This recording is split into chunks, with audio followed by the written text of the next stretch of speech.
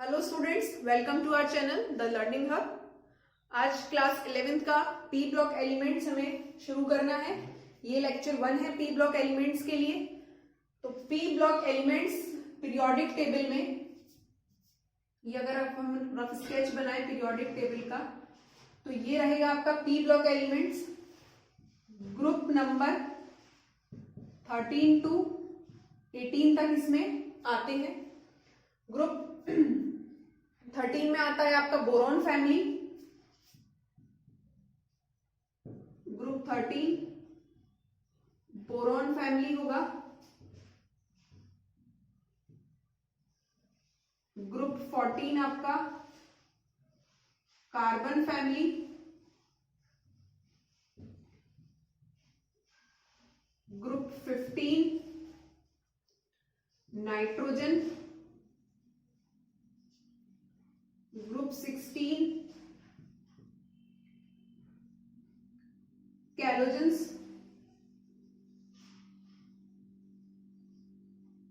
या इसको कहें हम ऑक्सीजन फैमिली।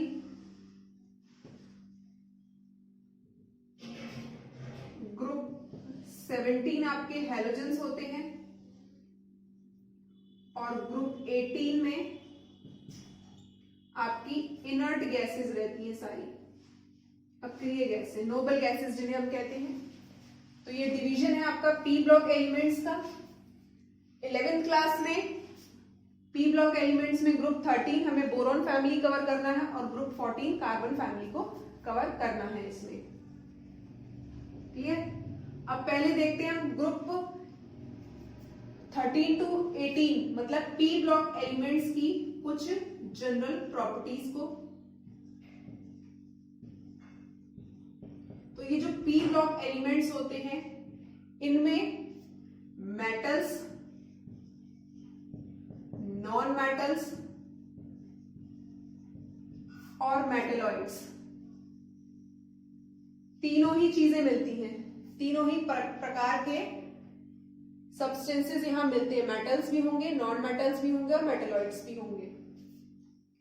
दूसरी प्रॉपर्टी, इनका जो नॉन मेटालिक कैरेक्टर है,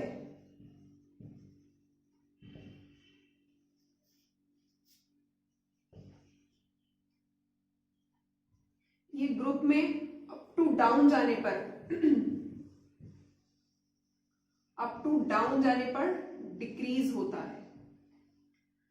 पी ब्लॉक एलिमेंट्स के जितने भी कंपाउंड्स बनेंगे, वो सारे ऑक्साइड कंपाउंड जो बनेंगे, इनके मेटल ऑक्साइड जो बनाएंगे, ये सारे न्यूट्रल रहते हैं। चौथी चीज जो इसमें ध्यान देने वाली है कि पी ब्लॉक एलिमेंट्स हमेशा एनाइंस फॉर्म करते हैं।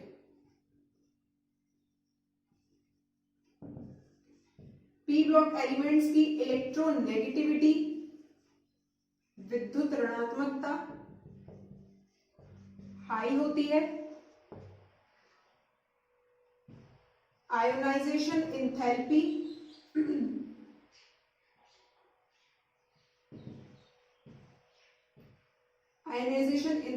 भी बहुत हाई रहती है इनकी।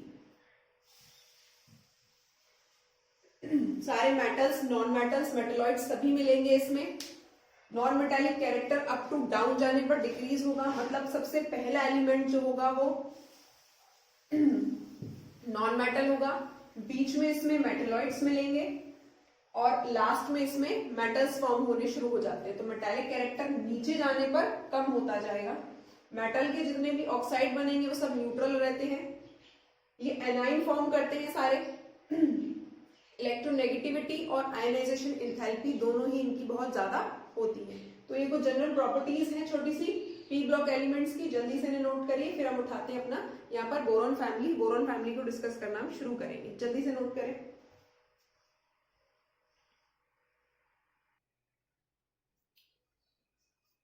तो शुरू करते हैं अपना बोरॉन फैमिली।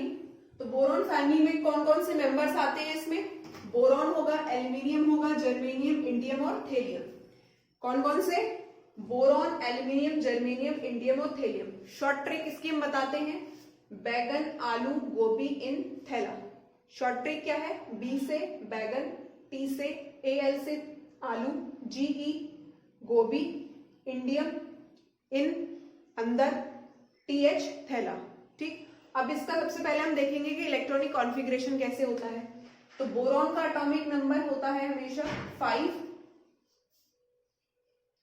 एल्यूमिनियम का होगा 13, जर्मेनियम का 31, इंडियम का 49 और थेलियम का होता है 80। अब इसका इलेक्ट्रॉनिक कॉन्फ़िगरेशन हम करेंगे तो 1s2, 2s2, 2p1, 2p1, 2 to 4 plus 1 5, atomic number 5 हो गया। एल्यूमिनियम का 1s2, 2s2, 2p6, 3s2 और 3p1। जर्मेनियम का करें 1s2, 2s2, 2p6, 3s2, 3p6, 3d10, 4s2 और 4p1 जाएगा। इंडियम का 1s2, 2s2, 2p6, 3s2, 3p6, 3d10, 4s2, 4p6, 4p6, indium 4d10, 5s2 और 5p1। थेलियम का 1s2, 2s2, 2p6, 3s2, 3p6, 3d10, 4s2, 4p6, 4d10, 4f14, 5s2, 5p6, 5d10, 6s2 और 6p1। ये है इन सबका electronic configuration. अब electronic configuration में खास बात समझिए कि बोरॉन, एल्यूमिनियम, जर्मेनियम, इंडियम और थेलियम, इन सभी का लास्ट इलेक्ट्रॉन जा रहा है पी सब शेल में। इसमें जा रहा है यहाँ पर पी सब शेल में। इसका मतलब कि ये पी ब्लॉक एलिमेंट होते हैं। जिस शेल में जाएगा उसके हिसाब से हम इसको डिवाइड करते हैं ब्लॉक में। तो ये P block, P sub shell में जा रहा है तो इसका लास्ट, तो ये कहलाएंगे पी ब्लॉक एलिमेंट्स। ठीक, जल्दी से नोट करें इसे। उसके बाद देखते हैं हम इनकी अक्रेंस। बोरॉन हमें कहाँ मिलता है, किस फॉर्म में मिलता है, एल्यूमिनियम की अक्रेंस क्या है, एल्यूमिनियम किस किस फॉर्म में मिलता है, ओर्स क्या होते हैं एल्यूमिनियम के। तो बोरॉन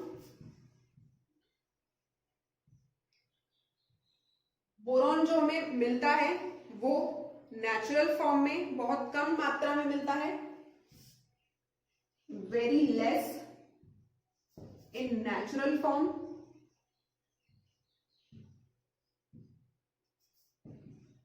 दूसरा, दो इसके कंपाउंड्स हैं, एक है कैरेनाइट और दूसरा है कैरेनाइट के बाद ऑर्थोबोरिक एसिड।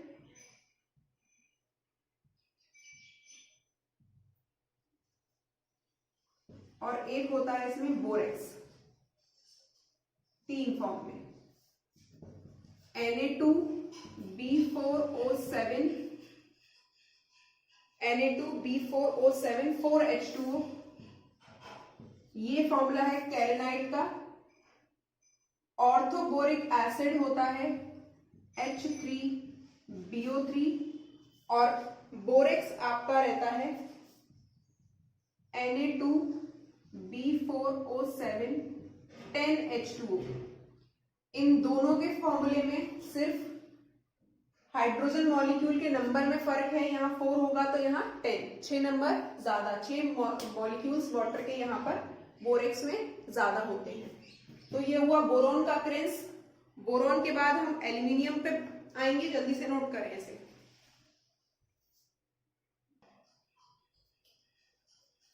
बोरॉन के बाद एल्यूमिनियम, एल्यूमिनियम के 2 और मिलते हैं,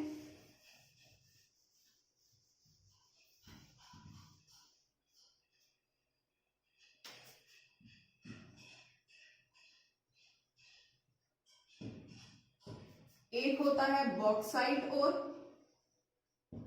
एक होता है क्रायोलाइट। बॉक्साइट और क्रायोलाइट। बॉक्साइट और Al2O3 2H2O, ये है बॉक्साइट और क्रायोलाइट और Na3Al6 ये दो और हैं। एल्यूमिनियम के बाद सिलिकॉन, एल्यूमिनियम बोरॉन, ठीक, सिलिकॉन आएगा अभी कार्बन फैमिली में। तो ये दो अक्रेंस हमें याद रखनी है, एल्यूमिनियम की और बोरॉन की। जल्दी से नोट करिए। इसके बाद हम इसकी फिजिकल प्रॉपर्टीज की बात करते हैं। तो बोरॉन फैमिली की फिजिकल प्रॉपर्टीज,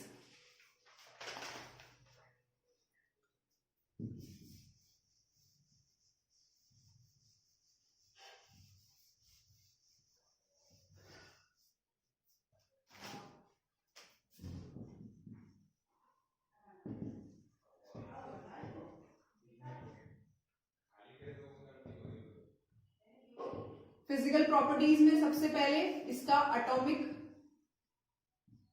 रेडियस, जिसको बोलते हैं परमाणु त्रिज्या। तो एटॉमिक रेडियस की अगर हम बात करें तो बोरॉन से एल्यूमिनियम तक इनका एटॉमिक रेडियस बढ़ेगा, इंक्रीज होगा, और एल्यूमिनियम टू गैलियम, एल्यूमिनियम से गैलियम तक इनका एटॉमिक रेडियस डिक्रीज होता है। क्यों होता है भी बताते हैं। और फिर गैलियम से थेलियम तक एटॉमिक रेडियस फिर इंक्रीज होता है। देखिए होता क्यों है। बोरॉन के पास p ऑर्बिटल रहेगा, एल्यूमिनियम के पास भी p ऑर्बिटल है,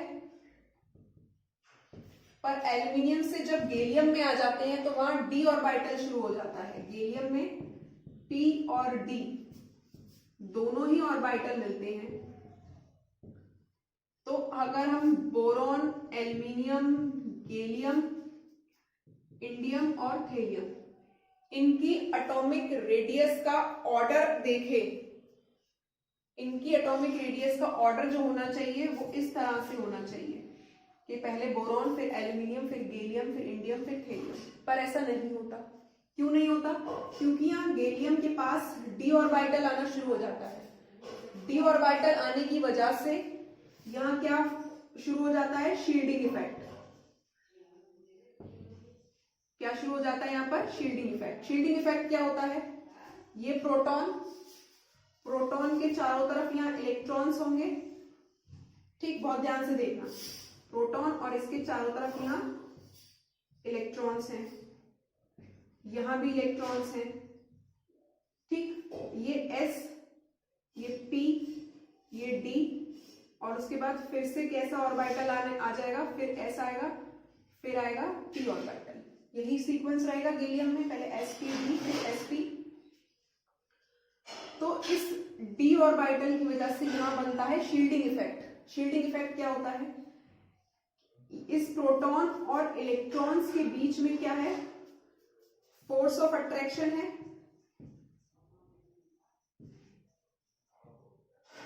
और इन इलेक्ट्रॉन्स के बीच में क्या है? Force of repulsion. Force of repulsion. जब इस प्रोटॉन और आउटर इलेक्ट्रॉन्स, ध्यान देना, प्रोटॉन और इनर इलेक्ट्रॉन्स, जो अंदर की तरफ इलेक्ट्रॉन्स हैं, इनर इलेक्ट्रॉन्स के बीच में फोर्स ऑफ अट्रैक्शन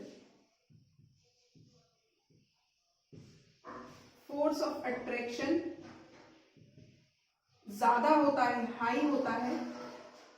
तो ये क्या करेंगे कि अंदर की तरफ अट्रैक्शन होगा तो अंदर की तरफ श्रिंक करेंगे ये अंदर के इलेक्ट्रॉन्स, और d ऑर्बिटल और p ऑर्बिटल के बीच के जो इलेक्ट्रॉन्स हैं सेम चार्ज हैं, तो इनके बीच में क्या होगा? Force of repulsion.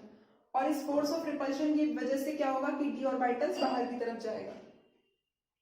तो उसकी वजह से ये जो पी ऑर्बिटल्स तक के इलेक्ट्रॉन है, जो इनर इलेक्ट्रॉन है, वो इस प्रोटॉन को कर लेते हैं शील्ड बना लेते हैं उसके चारों तरफ। और जो बाहर का डी ऑर्बिटल होता है वो D orbital in P orbital से रिपल्शन फील करता है, जिसकी वजह से यहाँ जो एटॉमिक रेडियस का ऑर्डर होना चाहिए वो बोरॉन, उसके बाद गैलियम, बोरॉन के बाद गैलियम की एटॉमिक रेडियस छोटी होती है क्योंकि ये जो इलेक्ट्रॉन्स हैं उसको शील्ड कर लेते हैं, जो एटॉमिक रेडियस है वो श्रिंक हो जाती है।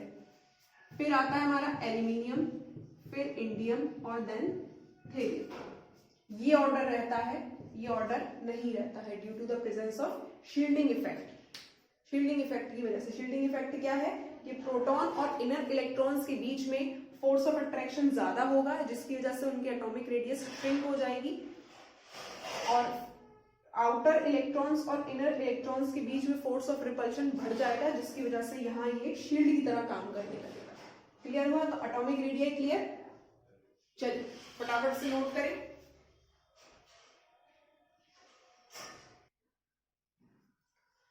अब आते हैं इसकी आयनाइजेशन एंथैल्पी पर।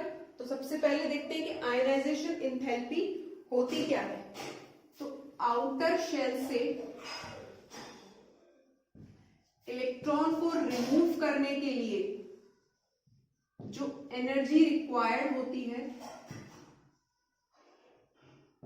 वो एनर्जी रिक्वायर्ड कहलाती है आयोनाइजेशन एंथैल्पी। क्या कहलाती है वो? Ionisation enthalpy. क्लियर? अब आयोनाइजेशन एंथैल्पी का ऑर्डर कैसा होना चाहिए कि पहले बोरॉन की आए, फिर एल्यूमिनियम की, फिर जर्मेनियम की, इंडियम की और थेरियम की। ठीक, आयोनाइजेशन एंथैल्पी का ये ऑर्डर होना चाहिए, पर ऐसा ऑर्डर नहीं होता। ऑर्डर रहता है हमारा सबसे पहले बोरॉन, बोरॉन, फिर आता है thallium, boron, thallium, aluminium, germanium और लास्ट में इंडियम। क्लियर? ये ऑर्डर क्यों आता है? क्योंकि हमें पता है कि बोरॉन के पास सिर्फ पी ऑर्बिटल प्रेजेंट है, तो इसको पी ऑर्बिटल से ही अपना इलेक्ट्रॉन रिमूव करना है।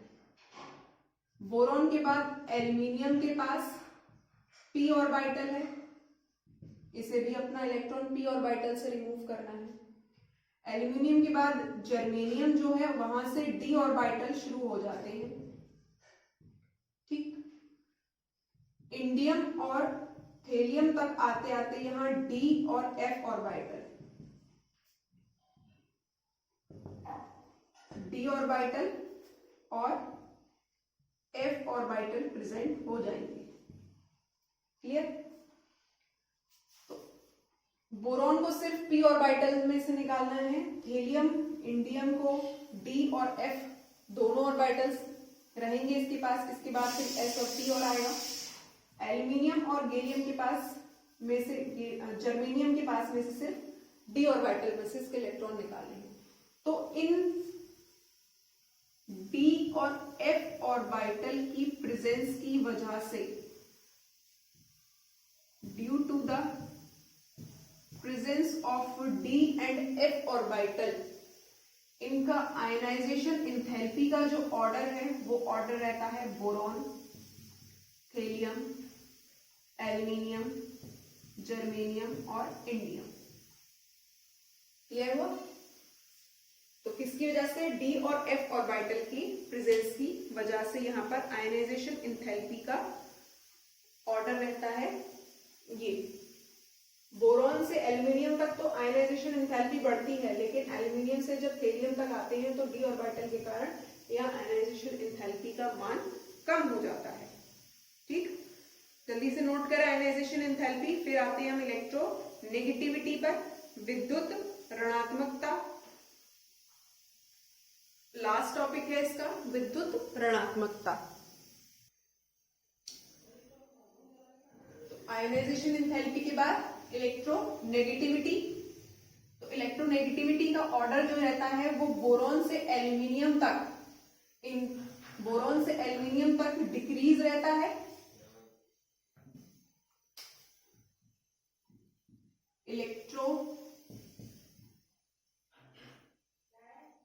नेगेटिविटी, विद्युत ऋणात्मकता का जो ऑर्डर है वो बोरॉन टू एल्यूमिनियम डिक्रीज रहेगा, कम रहेगा, घटता जाएगा, लेकिन एल्यूमिनियम से थेलियम तक यहां इंक्रीज हो जाता है। क्यों इंक्रीज हो जाता है? Due to the